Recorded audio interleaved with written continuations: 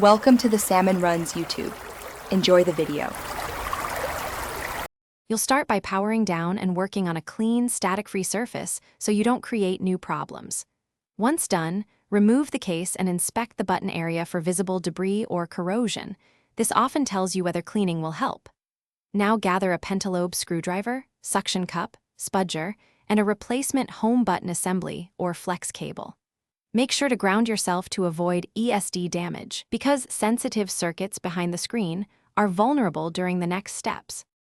You'll open the display with a suction cup and spudger, taking note of screw sizes and shield placement so you can reassemble correctly. After lifting the screen slightly, disconnect the battery first to prevent shorts, and then access the home button flex cable. Press the flex gently while observing connection points. Intermittent response usually means a loose or damaged flex.